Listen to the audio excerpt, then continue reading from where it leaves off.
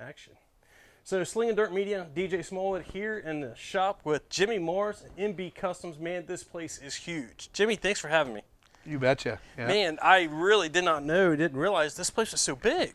You guys got quite an operation going on. Yeah, it's been a work in progress. We've been building our own brand cars since 2008, Right. and then it's expanded from there. We had to started with the late models, and then actually moved into modified. So Right. See, I'm noticing you guys build a lot of modifieds. Modifieds are big up here. they are.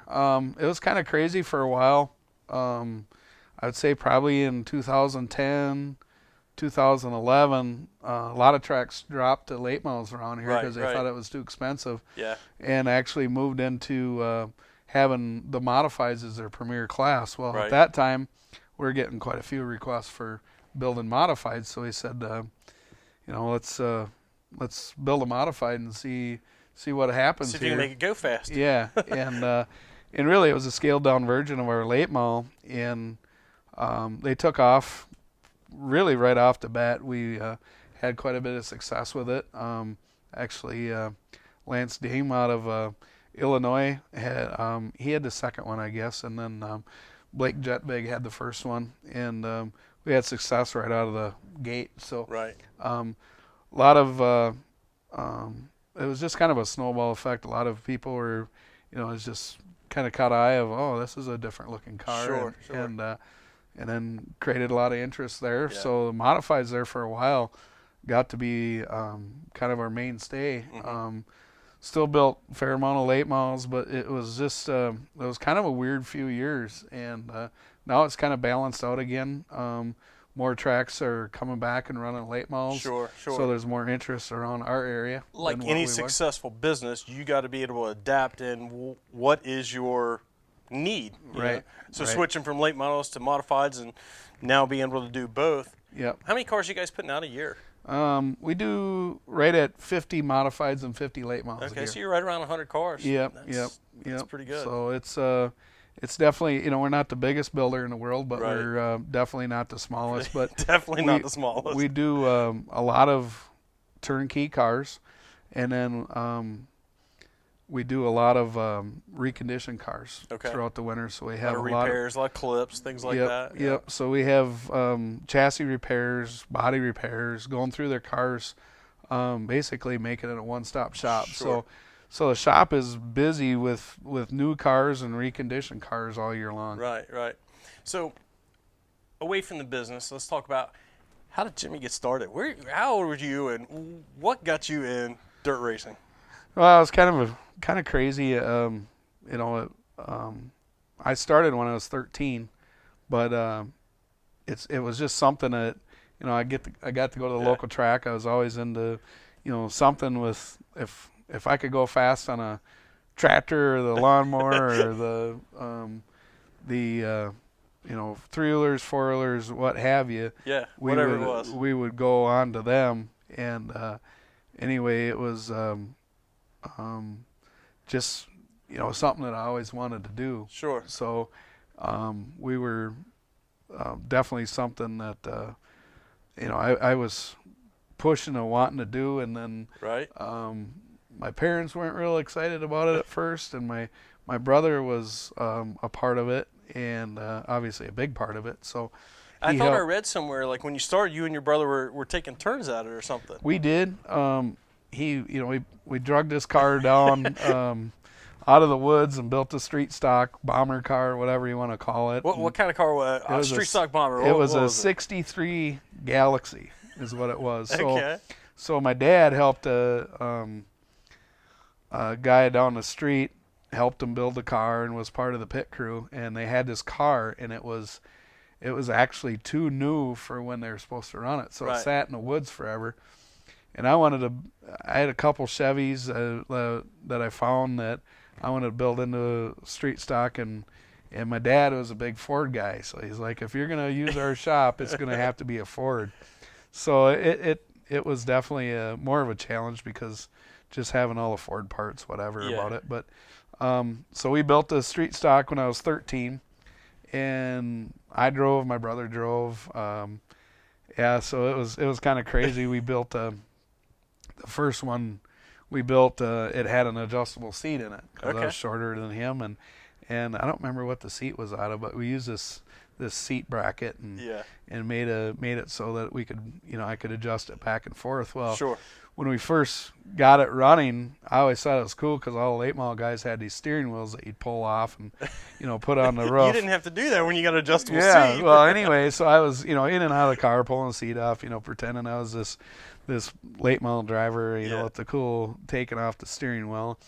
Well, we got it running. We took it down the road, and Chris, he throttles it up and, goes down the road, makes sure everything runs well, and I'm all pumped up to drive it. So I get in it, and I'm all revved up. He's sitting in the where the passenger seat would be, and we take off down the gravel road. Well, I stomp on it, and the adjustable seat comes back and pulls the damn steering wheel off, and I run this thing right into the horse fence over at my mom and dad. So I smashed the radiator and all that crap off right away. So I thought my brother was quitting right then, but I bet that went over really big with everybody. Yeah, they weren't real happy. My mom and dad were like, you're too young to start driving, all this stuff. But maybe this is a bad idea. Yeah, it was not. Anyway, so yeah, we made sure the steering or the nut was on the steering wheel, and the adjustable seat deal went, and we made sure that was always fastened and all that stuff. So yeah, that was kind of my first experience there when I went and I was driving dune buggies. And that didn't deter you? No, I was just more mad at myself for being stupid there. But there's many times I've been dumb in racing. So my grandma told me, boy, if you're going to be dumb, you better be tough. Exactly. Because it's going to hurt. Exactly. Yeah, it was. We made some. I made some goofy decisions. Had goofy things happen through. Some of those learning curves. It was, but we took off back and forth racing, and both of us would run all right with it, and then they were actually making a rule that where I couldn't, being that I was going to be 14, that they weren't going to allow me to race until I was 16. Oh. So anyway, the insurance purposes, whatever. Okay. Yeah. But anyway, so I ended up racing more that next year. Well, then we got into a points battle, and I'm leading the points, and we ended up winning the points championship the next year. Okay. So Chris would run other tracks, whatever, and then I ended up just becoming more of the driver in the part, and he was more of the crew chief, and I got winning races. So he just like, you're winning, and right. Let's not change a good thing. Yep. So that's kind of how it all started awesome. rolling. So at some point, then you guys moved to late models. Yeah, we kind of went up through. We ran it was a limited late model super stock division is what they called it. Okay. And we had quite a bit of success into that, and worked your way to it. Yeah, kind of went up through the ladder. The ladder doesn't happen much anymore. Most people just run right up it. Spend the money, and here you are. Yeah. And anyway, we got into the super stock stuff, and we had our street stock. We won a lot of races. Me and one of my best friends, actually, we won every race here in town the one year, and I was 15 and he was 16. Well, the next year we had a lot of our competitors, knowing that we moved up, they wanted our help, so we ended up building street stocks for people. Okay. And then that helped offset some of the costs for us to go do the racing. And then when we were moved from the super stock stuff, when we won a bunch in there, when we went into the late model division, then we started building super stocks. And still some street stocks for people, and that's able to, like you said, able to help fund your stuff, so you guys can keep racing. So between building cars for other people and offsetting the costs like that, then we also farmed. So my brother and I would we'd rent a bunch of different ground, and mom and dad would let us use their equipment, and we'd go do custom work for people or rent land ourselves, and then that's how we made our income. And we just kept sticking it back, reinvesting into our racing. So Yeah, Would you say that's initially how you guys got started with this, or that's still not even close to how you guys got started on this? No, that was just kind of that like was just keeping the business going. it was kind of just, if we needed to, if we were looking at buying a new motor or something like that, Yeah. we'd go do a bunch of custom work for Right, people right. because we weren't racing for by any means for big money stuff at the time, and we started winning. Some of the 3 and 5,000 win races around here, but before that Regional stuff. regional yeah. stuff. But before that, we just we were doing whatever we could do to Right. afford to make our racing work. So I remember, gosh, I'm not gonna say when I was a kid, but I remember when I was younger, you ran a lot of Masterbuilt stuff. We did. When you were in the late Yep. models, when you were really starting to be more known. I guess you're probably more well known up here. Me being from the Cincinnati, Northern Yep. Kentucky, Indiana area there. By the time I'm here, hey, who's Jimmy Marr? Oh, that's the Masterbuilt guy. Yeah. So we ended up we weren't real familiar with the late model stuff from just being around this area. There Right. was a few kind of smaller chassis builders around here, but it wasn't anything that really amounted to any kind of success. So back in the day, it was you heard of Rayburns and you heard of Bullets and Masterbuilts, Right. and probably Rayburn was the most popular when Sure. I first started. But so there's a few dealers up here. But anyway, there was one guy that was racing up here that had a Masterbuilt. Never really heard of him, and he was running very well with it. And we were just getting into the late model stuff, and then that's when we ended up buying our first Masterbuilt and Right. had success with it. And What year would that have been, you think? that would have been in 91. Okay. 1991. So we were with Masterbuilt really till 2007. We ran Masterbuilts. There was a couple different times that I think I ran a Rayburn for just a little bit, and I really think that was about it because they went through a couple trying times there where they had Sure. some lawsuits and things just weren't good for them for a while with Masterbuilt, and then we got back with them and we did a lot of touring at that time and ran the Masterbuilts. Plus we ended up selling them. So Okay. in 2001 or 2, we started to we had more a lot of interest of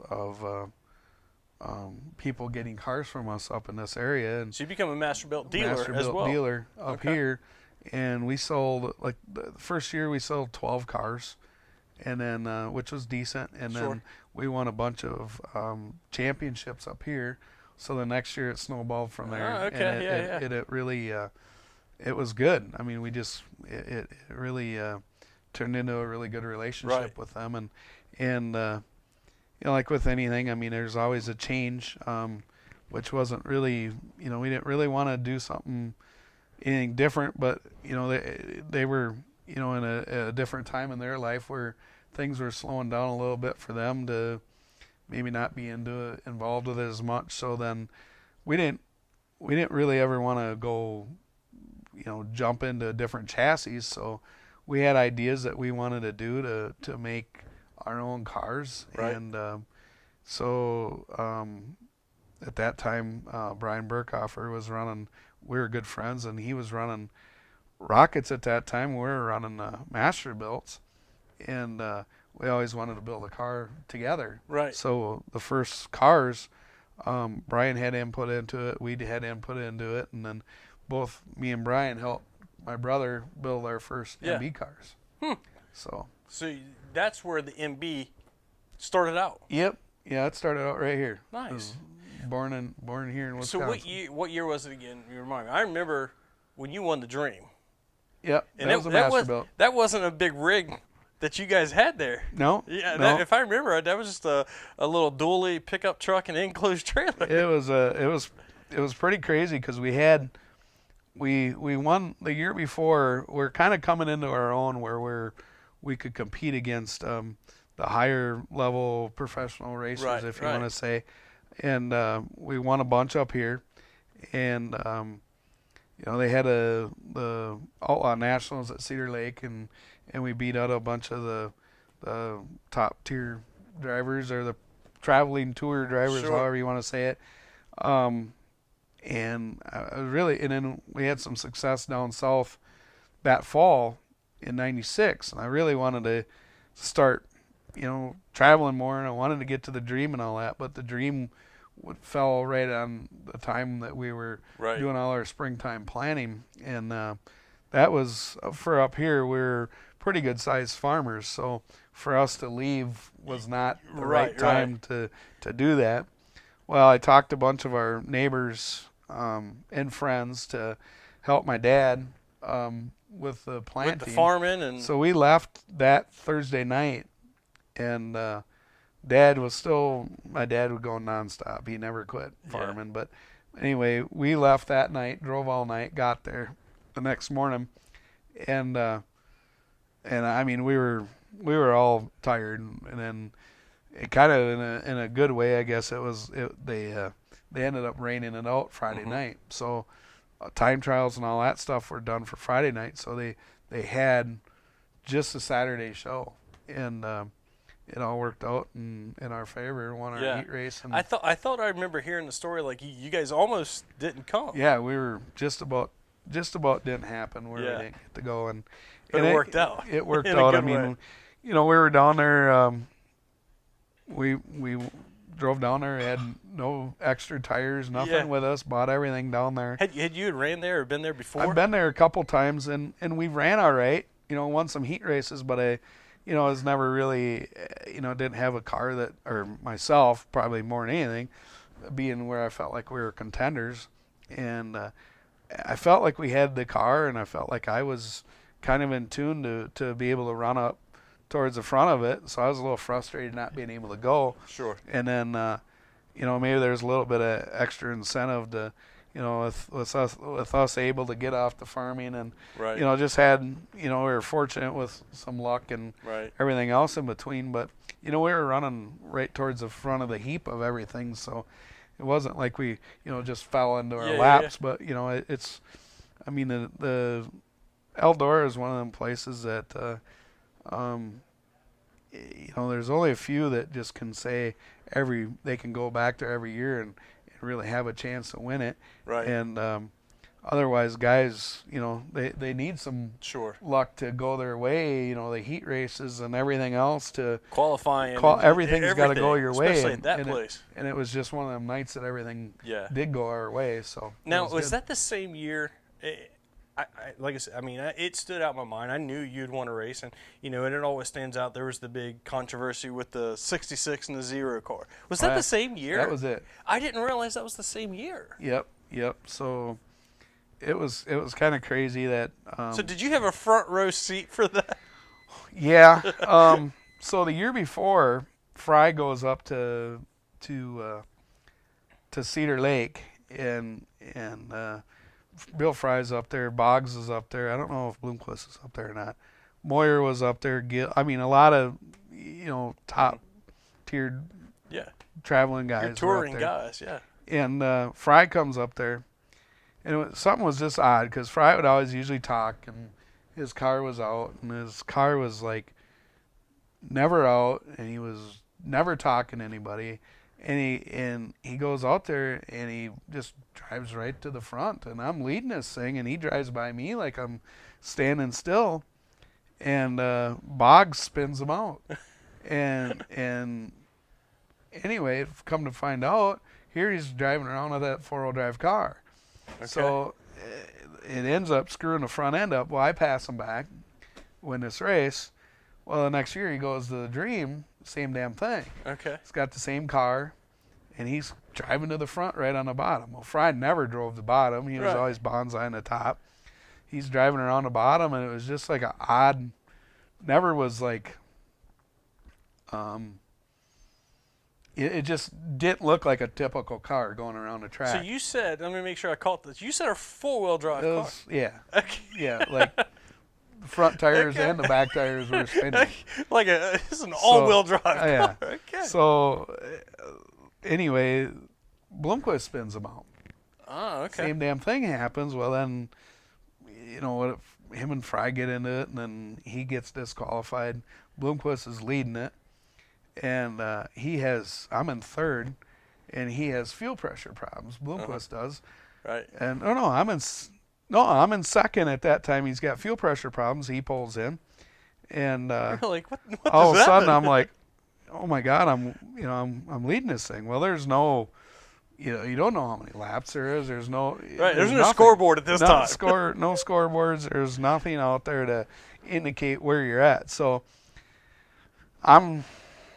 it starts raining a little bit, like misting, and the groove changes high to low, and Yeah.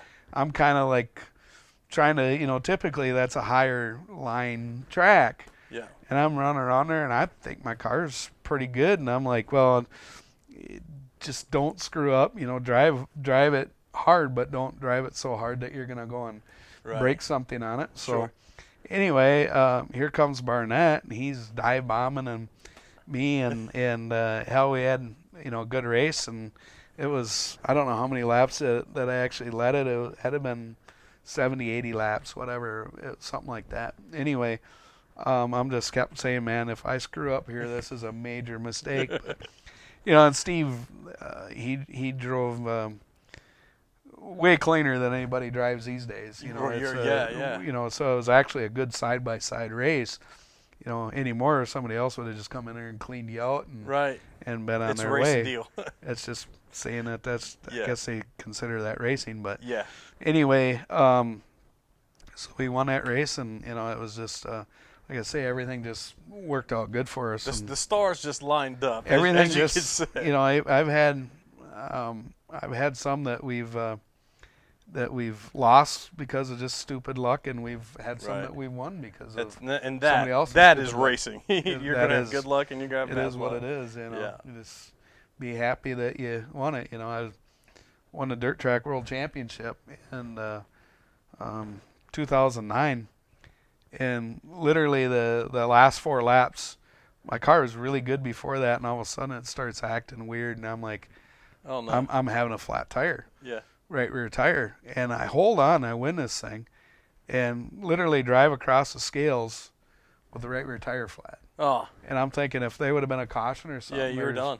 It's $50,000 down the drains. Yeah. It would have been just Now, my this was which dirt track? Where was it at then? Lawrenceburg. Okay, it was back Yep. when it was in Lawrenceburg. Yep. Yeah. Okay. Yep.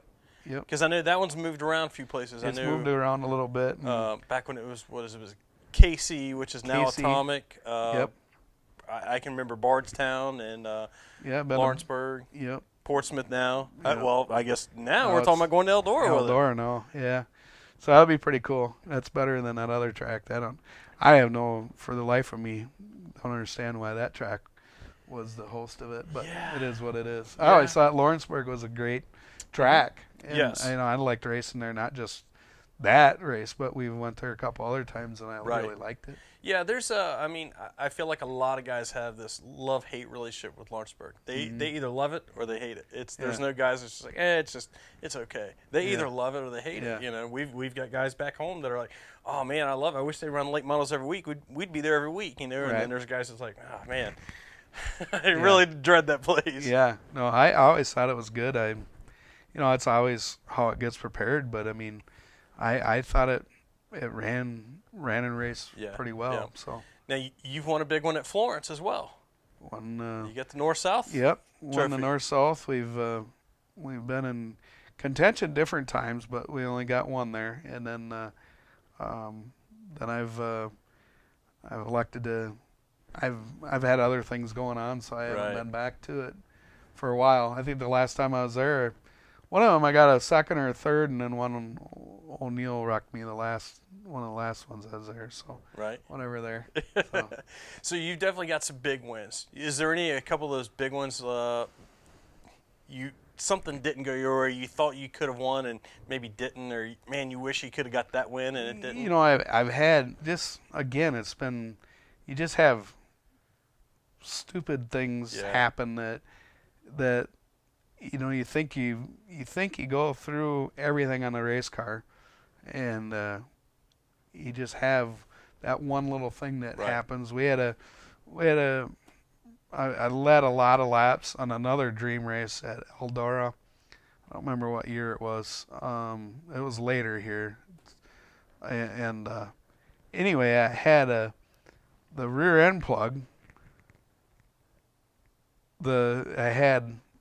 I had it safety wired, but somehow or another the threads were literally, it pulled the threads out. Okay. How Yeah. it would pull the threads out is beyond me. That's a lot But of pressure. I ran the last, I don't know how many laps leading this thing, and had no rear end grease No left rear in end. it. Right. So I think it was, I don't know. I ended up 6 with literally burning the rear end up.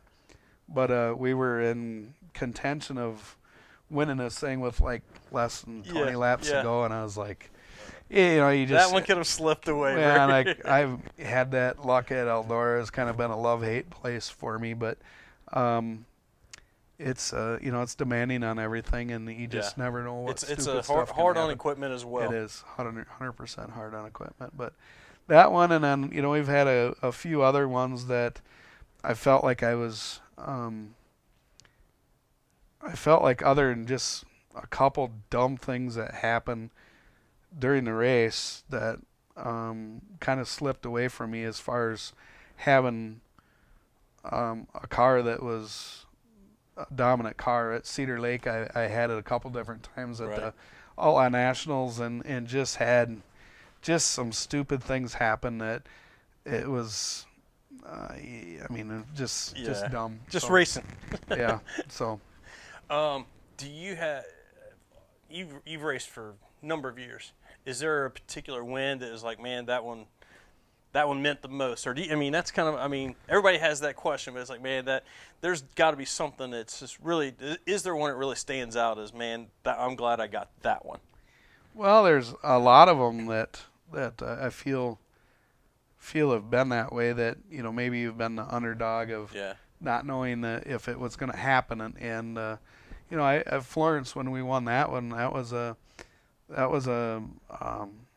back when you had heats the next day. You had one of the formats, so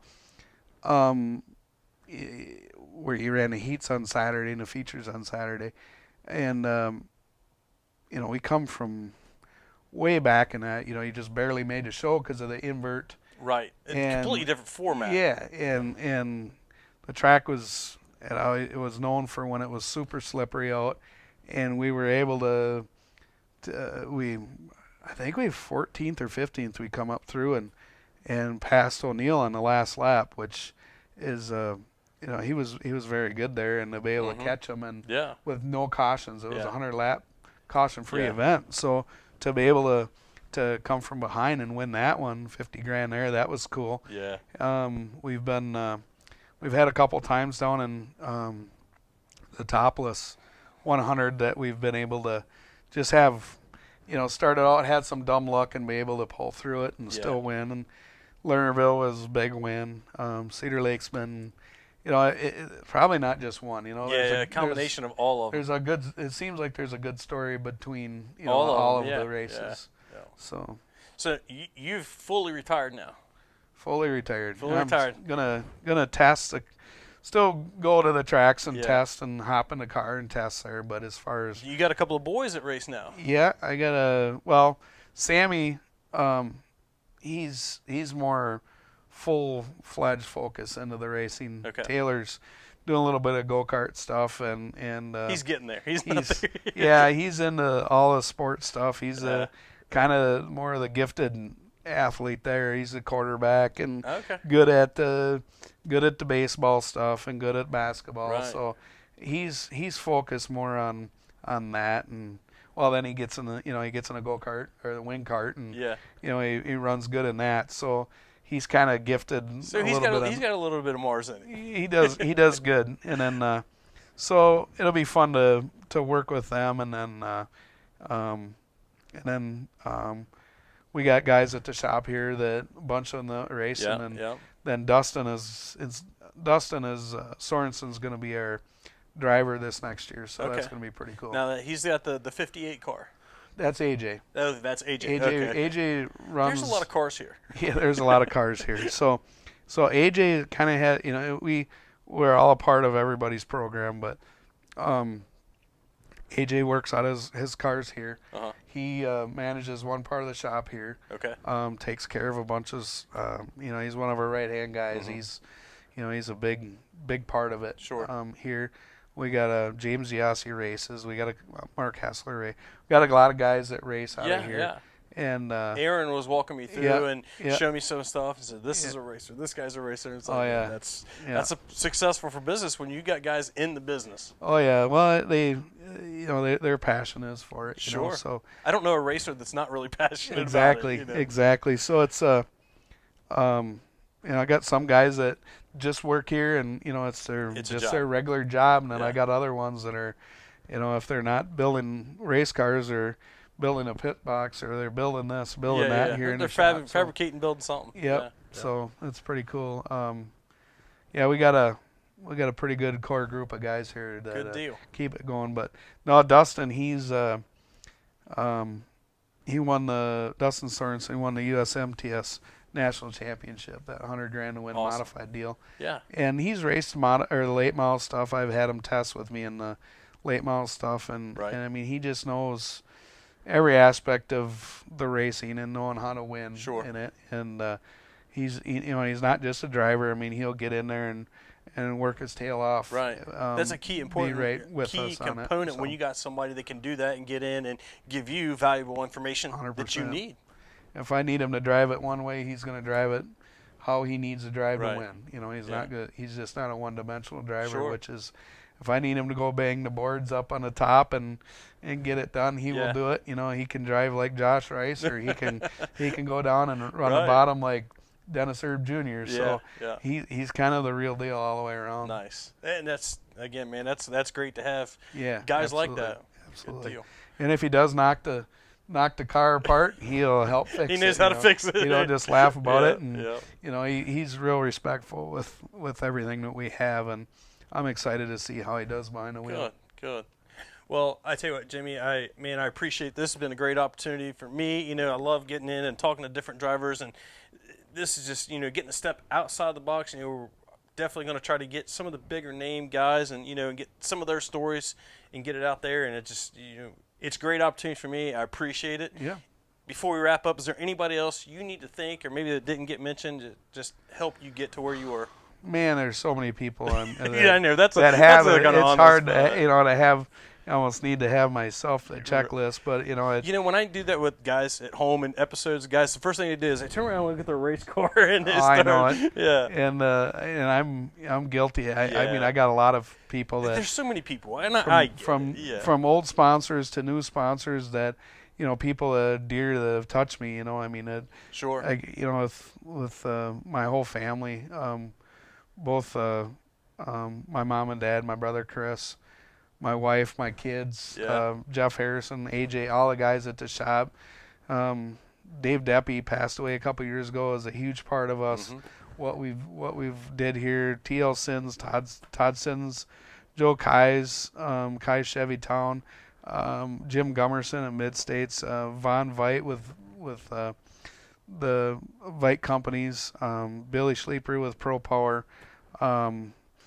Tagger Shop. I mean, there's just so many people. Goes on and on. The list goes on. Army contractors, the whole Wolf family down there.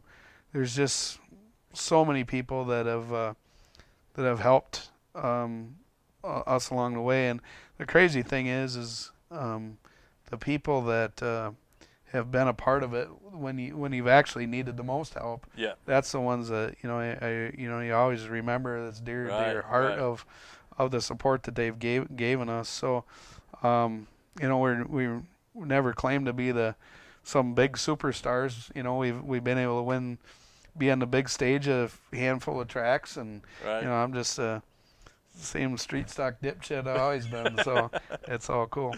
Good deal. Well, all right, before we wrap up, here's your chance to plug your business. if somebody needs work or they need to get an MB car or work done to their car, how do they get in touch with you guys here? Just get on MarsRaceCars.com or look on Mars Race Cars on Facebook, and all our information's there, and you can get a hold of us, emails, phone numbers, message us on Facebook. We try to take care of all that different sources of communication, so works out pretty well. Good deal. So checker flag here on Slingin Dirt Media. Thank you for tuning in. Hope you guys like it. Don't forget to like and subscribe, and we'll see you at the track next week. Thanks.